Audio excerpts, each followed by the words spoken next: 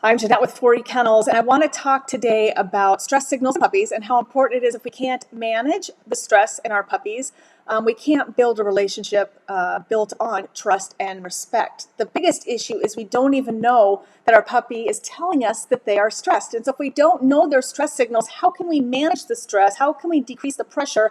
How can we truly build trust and respect in our dog if we cannot identify and manage the stress signals that they are giving us? So today's is such an important topic. Whether you rescue a dog, whether your dog is 5, whether you're getting a new puppy or you have a new puppy, it's never too late to continue building a beautiful relationship with your dog, and that's what we all want. But if you're not catching these stress signals and you just keep doing whatever you're doing and this puppy's telling you or this dog's telling you they've had enough, do you see how you become an unreliable leader and you just can't obtain the kind of relationship that I feel like we all want with our dogs? So that is how stinking important this topic is. And, again, always about honoring and respecting our dogs for who they are. So let's talk about stress signals. Yawning, number 1. How many of you be honest with me? You see a dog yawn or a puppy yawn, you think, oh my gosh, they're tired. Yawning in a dog has nothing to do with fatigue or too much sleep, lack of sleep, boredom. It has to do with stress. So if your puppy's yawning, whatever you are doing, take note of that stress signal immediately and make changes. We're going to talk, if you're seeing these stress signals, that is your cue to stop the pressure, whatever the pressure is. And we'll talk about some of the different types of pressure that I'm talking about. So I'm constantly watching, and our trainers that are training our service dogs too, they have to know the stress signal of the dog, and that's what they have to be really in tune to, because once that dog starts telling them this is too much, I'm feeling overwhelmed, I don't know that I believe in my own abilities right now, as a reliable leader, it is up to us to stop that pressure. All right, even with our children, right? You push too hard, you push too much, it creates a child that becomes over anxious and fearful. It's the same thing with our puppies. If you push too much and you're not listening and respecting them, the foundation of your relationship really just crumbles. So yawning. Number 2, lip smacking. They'll keep more than normal. Like they keep smacking their lips. They keep licking their lips. That could be their stress signal. Not all puppies have the same stress signal. So one of the most important jobs you should have when you get a new dog or a puppy, or dang it, it's all right. If you already have a dog or puppy in your home and you don't know, now it's time to figure out what is their stress signal. All right, so lip smacking could be one. Pinned ears. Maybe it's not just like one sound, but if their ears are pinned for quite a lot of whatever's going on, we need to release that pressure. We're not rewarding the dog by releasing pressure when they're telling us they are stressed. I want to just, I can't stress that enough that because you're releasing pressure doesn't mean they're getting rewarded. And we'll talk a little bit about that and what we have to do and adjustments to be made. We're not letting them out of the situation entirely, but it's our cue to know that we need to manage and do it a little bit differently. And that is what is so important. If they start whining, that's stress. I think that's one of the easiest stress signals they can give you. Avoidance. A lot of people miss this one because it could be ever so slight. For example, if you're holding your puppy, someone comes up to you to pet them and they turn away from them, they're telling you, enough, I've had enough. So avoidance is really it's fascinating to watch. When you watch 2, 3 puppies, or when we have a litter of puppies and you see one puppy just keeps biting and playing and tugging, and the other puppy will tell that puppy they're done by avoiding them. They get up, they show their back to them, they turn their head away from them. This stress signal is missed the most because it's so slight, but in dog language it means so much. So if you see your puppy avoiding, even if it's something as simple, if it's something new, something different, and they're avoiding or looking away from it, like trying to hide from it, like I don't want any part of this, or this is too much, that is a stress signal. Avoidance is huge and it's easy to miss. Hiding and crouching. So if they're not in your arms, if they're on a leash or in your house, of course, if they run and they hide, they're stressed. And the goal is we catch these stress signals, we rewrite the way in which this occurred, and then we don't create unrealistic fear, right? And so that's the goal of catching it at the stress signal, becoming aware and cognizant that I need to do this differently with this puppy so that I can continue to build trust and respect between the two of us and ensure that we don't create unrealistic fear by continuing to put pressure on this puppy in this way. All right, pacing. If the puppy really just starts pacing, trying to find a way out, let's say. Our puppies that get fairly stressed during the evaluation, the pressure of just the evaluation, they'll start like pacing along the fence line. They're looking for a way to get out. It also could move under avoidance, and they could be whining at the same time. So there could be several stress signals at the same time as well. Opposite of pacing is freezing. So if they completely freeze, that is a stress signal. If you're listening and the connection is good, drop a note and tell me what your dog's stress signal is. You should know this, and if you don't, that is your homework. The most important thing, find out what is your dog's stress signal. Freezing, we talked about. Whale eyes can be, their eyes just kind of get big and you can see the whites in their eyes. They're letting you know, I'm done. Like, this is too much. So we catch the initial stress signal and it doesn't escalate to an unrealistic fear. That's the goal. Sometimes, so it moves very quickly into fear, or it escalates into baring teeth, growling, and biting. There is no dog that bites without a warning, unless there's a health issue or something going on, or the dog's not sound, mentally sound. But all dogs give warning, could be months of warning before it could escalate. Again, it depends on the dog. Some could give stress signals or warnings over and over and over and over for a long time before they kind of like, all right, enough. And some dogs, they move through this fairly quickly. It could be all within one event. So again, it depends on the dog. We've got to catch the stress signals and we need to stop that pressure, whatever it is. All right. Now, we're not letting them out of the situation unless it was detrimental, unless they shouldn't have been in the situation. Sometimes bad things happen. There's a negative event. Let's say you took your dog to a dog park and they got attacked by another dog. Then we need to rewrite that experience. They need to be out the next day meeting lots of good dogs. We need to rewrite that negative experience and show them, you got to fix it. It's trauma. It's just the reality. People have to do the same thing. When we experience trauma, eventually we have to heal and rewrite that experience, right? And so, if it experiences something that it was actually negative, that could be considered trauma for you and the dog, you have to keep yourself in check. You need to fix it. They need to experience it 5, 10, 15 more times in a positive manner, so that memory is so far pushed back that dogs aren't scary anymore, right? Like, okay, I get it. Dogs are fine because I just met 50 that were fine. And you can't delay for very long at all. Like, literally, if my dog was attacked today, I would be on the phone finding every friend I could with neutral, great dogs, and I would have my dog out the next day with these great dogs to start rewriting that issue right away. So that the canine brain is so much more powerful than ours. It's so much easier to rewrite trauma. It's so much easier to catch stress signals and not have it escalate to more. It's just incredible the power we really have to empower our puppies if we just know what to do. All right, so if your puppy is giving you stress signals. So I'll just give you some examples. Here are common ones. And this one I will get phone calls about families with children, and I stress it, I say it, but like if they don't get it, because so many people think, I'm buying a puppy for my children, and that's fine, but they think the children can do whatever they want to the puppy. Whenever they want, whatever they want, and whenever they want. So they're taking free will away from the puppy. And God love these puppies. They may take it and take it and take it. But the problem is they'll get overtired, right? Or they're giving stress signals to these children and parents aren't watching and the kids don't know the stress signals. And then I get the phone call when it escalates. When it escalates to the puppy growled at my children, I'm terrified. Like, this is a bad puppy. What am I going to do? And I say, okay, no, not a bad puppy. Let's back up and tell me what a day looks like, a day in the life of this puppy. Explain to me what a day looks like. And I get, this kid dressed up the puppy, pushed it around in a stroller, then this one came home and it was holding and playing, and then this one picked it up and when it was sleeping, and this one then it was eating and the kid picked it up, essentially, right? Like there's all this pressure put on this puppy, and the free will is becoming less and less, and the puppy was giving these stress signals like, I've had enough, please, like, can we please, like, I've had enough, and nothing was done about it. So eventually my puppy will, and I hope most puppies do, and some will never, but it's okay if it gets to the point, it's not a bad puppy, they're just standing up for themselves. They've said, I have had enough, and you are not helping me. So I will take matters into my own hands, and I cannot be more clear than to growl at you to say stop, because you didn't listen to all my nonverbal cues. If it gets to that point, shame on you. Shame on you for missing so many stress signals that you pushed this puppy to have to speak up for itself. Now, do you think they trust you? No. Do they respect you? Absolutely not. You have not protected them. Now, it doesn't mean kids can't pack them around, and it doesn't mean kids can't hold them, but you have to manage that stress. Lots of kids can be very, very stressful for puppies because they lose their free will. It's a lot of stress, and nobody's watching. Do you see how that can be for a puppy? It's like too much.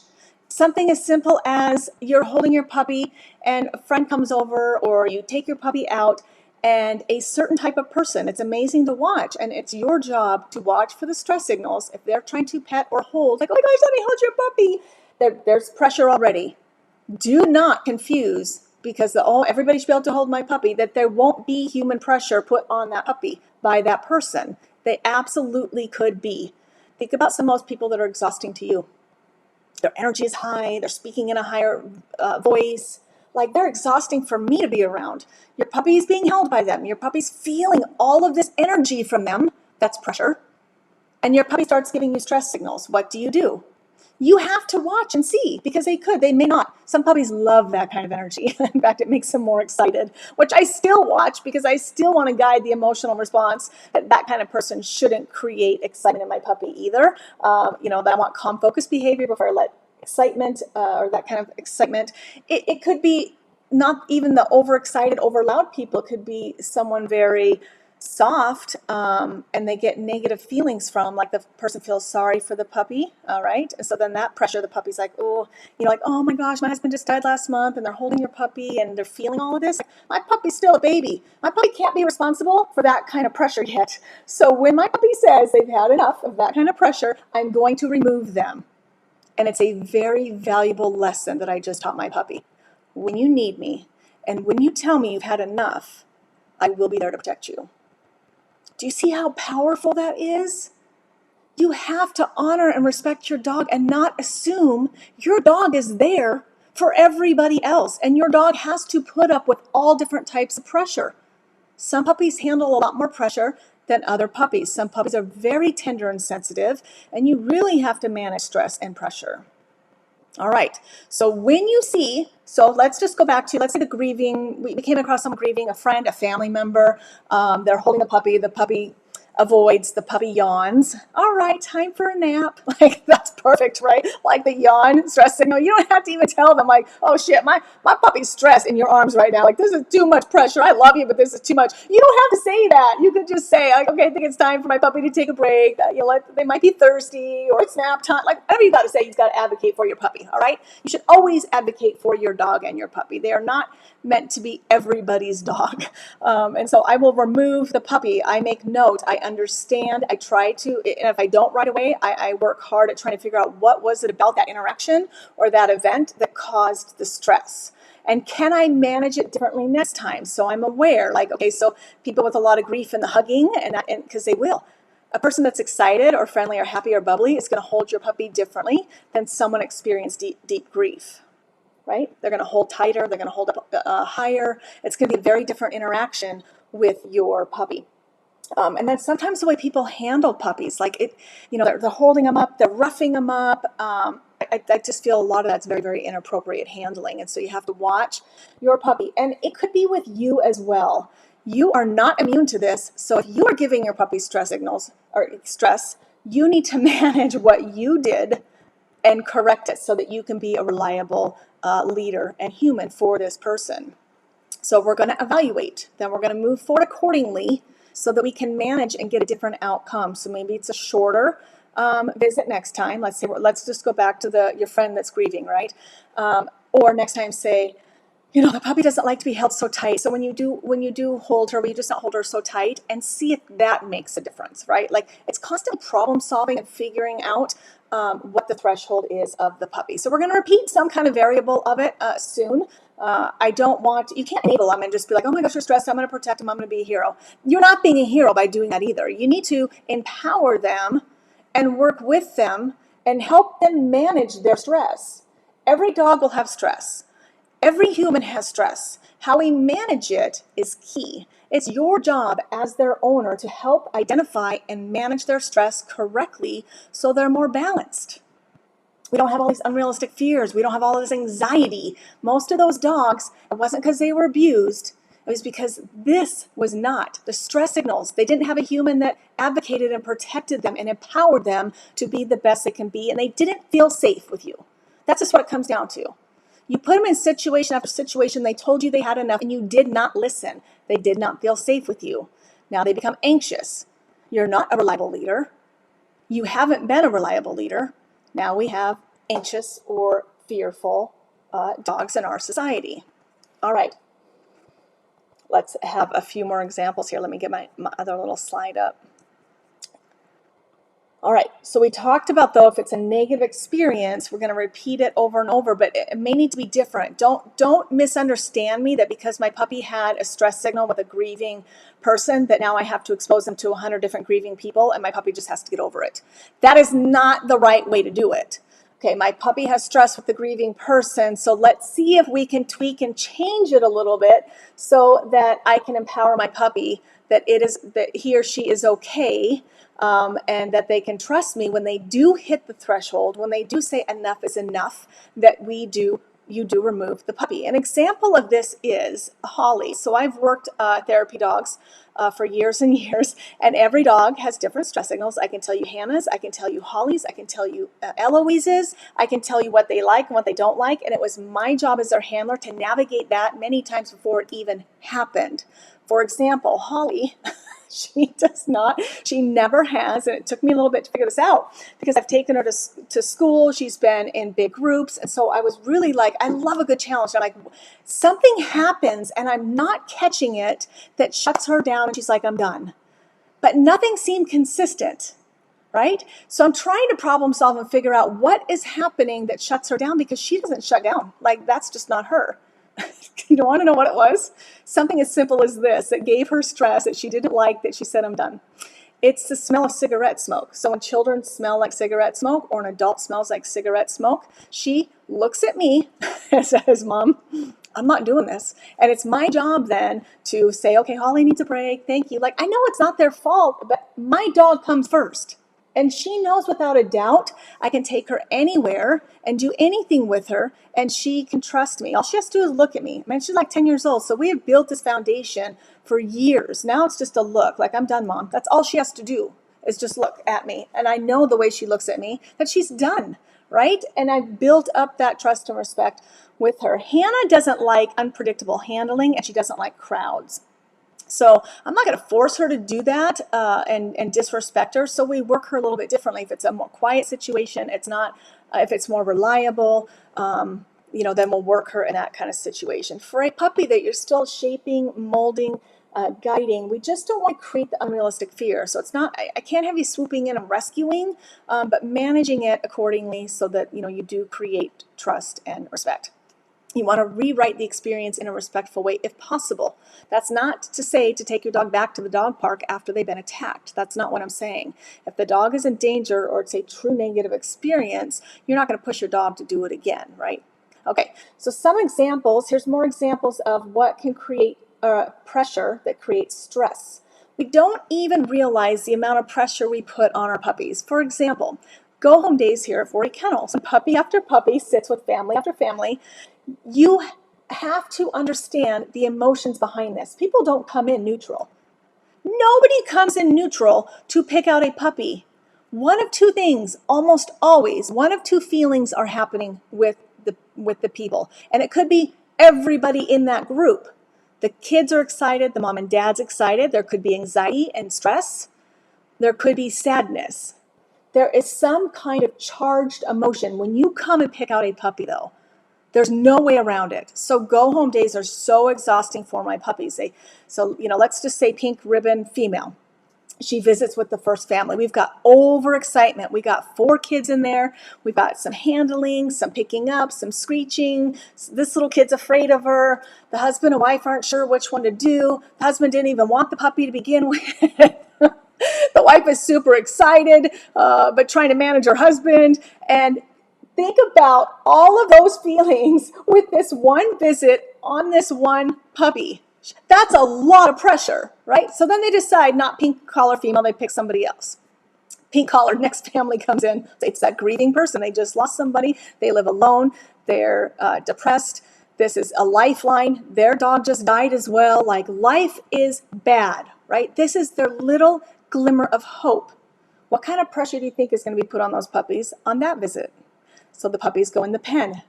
Remember little pink collar? She just dealt with this family with so many different dynamics. Now I'm putting her in with a person that has some deep grief and is healing and has a broken heart. And she's feeling all of that.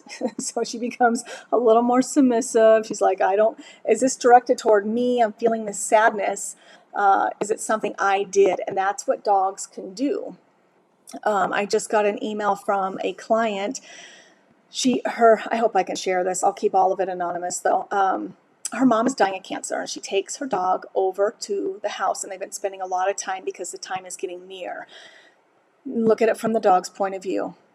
Every day she's going to this house, and it's absolute and utter grief and sadness. The energy and the movement in this house day after day is difficult, right? So that's so much pressure. So this client reached out to me and said, she knows it's coming. What am I going to do when we go back and my mom's not there? How is she going to handle it? And here's the reality, you guys. I hate to burst your bubble, but here's the deal. Not that dogs don't get sad. I'm not saying that. And I told her to do something. I said, this is going to be really hard, but I need you to understand. When you go back to your mom's house tomorrow, I want you to go in with a different energy and bring her favorite toy and start playing fetch with her in the house. She will flip like this. She'll be happy. Oh my gosh, my toy, let's play ball. She is reflecting the emotions and the environment in which she is in. You or your dog is a reflection of what you are feeling. Why so many rescue dogs stay messed up? Do you want to know why? Because the human that rescued them reflects pity on the dog, calls the dog a rescue dog, labels the dog for the rest of its life, feels pity, so they feel better about themselves, and they've now just imprisoned this dog with negative feelings for the rest of its life because they feel bad or they pity this dog. That is abuse. Truly. I know it's good-hearted, but God, can you imagine for the rest of your life you're labeled? For the rest of your life this human pities you, and when she talks about you, it's so sad. This poor damn dog thinks like, what did I do? What am I doing wrong? What did I do? They are a reflection of your emotions. So when it gets to be too much and they're giving you stress signals, protect your dog, protect your puppy, and release the pressure of whatever that is. When my client goes back into that home after her mother dies, it will be up to her how the dog acts. If she goes in and she respects her dog and, like I said, doesn't put so much pressure on the dog will be fine. When you have two dogs and one dog dies, you feel bad for your dog, and you're grieving and you're hugging and you're crying and you have all these human emotions, but the dog feels, what did I do wrong? Not only can I not find my other pack mate, but now my human thinks I did something wrong. They're reflecting that sadness, and they're taking it personal. They're not grieving with you. They're not sad with you. They're reflecting your emotions. Overhandling. Too much overhandling with children, with puppies, is too much pressure. I tell families with kids, take turns, monitor, manage short, fun events with the puppy, naps, and some playtime. They need to be alone and respected. God love you, I love you children, but you cannot be involved 24/7 and constantly picking up and manhandling and touching their food and pulling their bed apart. And this poor puppy's like, oh, I have no life. I have no say. They get stressed out. Inappropriate handling. This goes with overhandling. Imagine a house full of kids. Half the handling's inappropriate. Let's be real. The way they're packing them around, they're dressing them up, they're pushing them in a stroller. Too much. A little bit's okay, but let's manage the stress. Lack of sleep, keeping our puppies up too long creates stress. just like with us. We are lacking in sleep, and man, we get more stressed out and we can't manage our stress, and it could become anxiety, it could become fear in our dogs. So make sure they're getting enough sleep and make sure it's protected, and don't let kids go and pick them up when they're sleeping and pack them around. Good grief. Those dogs need to know that you are the leader, that you will keep them safe, that they have some say, they have some free will. Too much exposure too soon. I appreciate all of you that go out and you understand the importance of exposure so our dogs are not sheltered and fearful of things because of lack of exposure. But number one, if you create this respectful and trusting relationship with your dog, it will get to the point where you can take them anywhere anyway, because you already have that connection with them. Like, they trust you. They trust you 100%. Mom, wherever you take me, I trust you. Dad, wherever you take me, I trust you. And so ultimately, that's what it really comes back on. And then you can add exposure as well, so they have some life skills. But what we're doing is we're taking puppies out too soon, and the exposure's too long. How long should exposure be for an 8-9-week-old puppy? First, all 4 have to be off the floor. Put them in a cart. You can put them in a stroller. You can put them you can carry them, but just make sure you're keeping track of your emotions when that puppy is being carried by you, because now they're reflecting your emotions. The whole time they are. Just like there's books written about at the other end of the leash, because your feelings are going right through the leash. Absolutely, they're a reflection of your emotions and what you're dealing with, and that's who they become. Neurotic humans have neurotic dogs. Anxious humans have anxious dogs. Why do you think? That's the way we've raised them. They're a reflection of our emotions. And yes, we need our dogs to comfort us. And yes, they can handle that to some extent. But if that becomes their sole purpose and you are not meeting their needs and being aware, like, that's enough is enough today. Like, I've been an anxious mess. I've had a bad day, whatever. You need to make sure their needs are met. Get your shit together. Go out and play ball. Take them on a long walk. Keep your emotions in check. Your dog deserves that. They need a break also. Okay? So too much exposure too soon. I say like 5 minutes. Like, walk through Home Depot. Short, fun, peace out. Nobody needs to pet my dog today. Nobody needs to add any more pressure to my dog today. I'm going to go in, I'm going to go out, and my dog's going to learn short and fun and safe. And as they get older, things will be a little bit longer. I can stack stress a little bit more. I know their stress signals. We've been working on this relationship for a while now. My puppy trusts me. So now I can start adding more unpredictable, newer places and longer, but especially initially short and fun. I cannot stress that enough. And then, of course, if there's any new, loud, or unpredictable things, you're just going to have to evaluate and manage that as needed. Again, this is about empowering our dogs, communicating with them correctly, truly building a relationship, a foundation built on trust and respect, and having that innate connection that becomes nonverbal, where you really do kind of intertwine as one, and you really do share your life with this dog, the highs, the lows, the adventures, the nights on the couch, through sickness and good health, right? This relationship that, the reason why we love dogs so much is because it's a relationship we could never, ever get with a human. Let's be real, right? And so, but we forget they have needs. We forget that they have their limits. We forget they have their threshold for how much they can manage and take as well. And we have to maintain and manage their stress and happiness, make sure they're getting what they need, walking, playing. And it's not just about the walking or the playing. It's about you. It's about what you're reflecting. It's about what's coming from you. And if you treat them like they are amazing and everything's great, and you're saying that to them and you're feeling it, then they're like, everything's great because Mom said so. The dog in the pack just died. You lost your beloved dog after 10 years. If you're moping around the house and grieving, which you will, and you look at your dog and you're like, I know you miss that dog so much too, and you're reflecting all of this on them, they will be sad because they're trying to figure out why they feel the reflection is on them, why you feel that way about them now. So you have to make sure you have some time that you let them know, no, you're fine, you're perfect, I love you. Like, you're good, and you still have to stand up, put your big girl pants on, suck it up, and spend some time with your dog every day where you're not putting that pressure on your dog. And as much as you possibly can, be aware, be cognizant of not putting pressure on your dog all of the time. I will share something a little personal. I deal with anxiety. Sometimes it's absolutely crippling. Going into new situations, especially, I'm not the most outgoing person a lot. Like, I'm gonna be very, like, it makes me nervous, like meeting new people and having conversations, and it's just it's not my forte, believe it or not. And I know when I started therapy dog work, and especially when it was a new place, I had to go in, I had to ask for a certain person, I had to figure out where to go, how to go, you know what I'm talking about, like going into a new place, doing something new and not having any idea about it. And I think part of the fear is looking dumb or not being able to figure it out, or messing up, right? I think a lot of anxiety comes from someone that is more of a perfectionist. And so I know when I started therapy dog work, I was having problems with my dog being anxious as well. Well, where do you think that was coming from?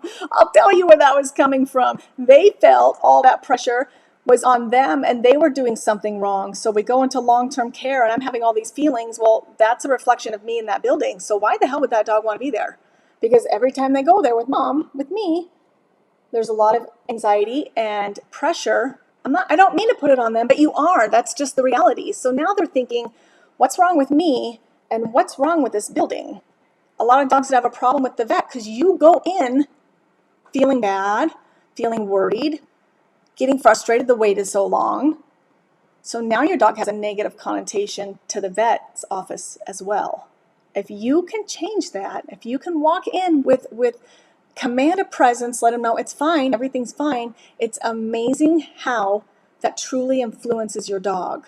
So it wasn't until, and it has helped me so much, this is my private vulnerable story, I guess, is it helped me so much because it made me really, really aware of my anxiety, and working through that prior to going into a location, forcing me to go in and be more confident, forcing me to go in and not worry about things being perfect because I had to protect my dog, right? So it became less about me and more about the dog. And over time, I became more brave and I managed my anxiety better. And it was because I was protecting my dog, if that makes sense. And so beautiful things like that can happen between you and your dog. But again, it's all about managing and protecting and building this relationship built on trust and respect. Yes, so I'm Jeanette with 40 Kennels. We're not only healing hearts and changing lives through the power of a dog, but we're changing breeding from bad to badass. And thank you all for being on this journey with me, for constantly working to be better owners, to help our dogs be more neutral and balanced and happy, and to get that relationship that you desire, that you want, and your dog needs to become one. Have a great weekend, everybody.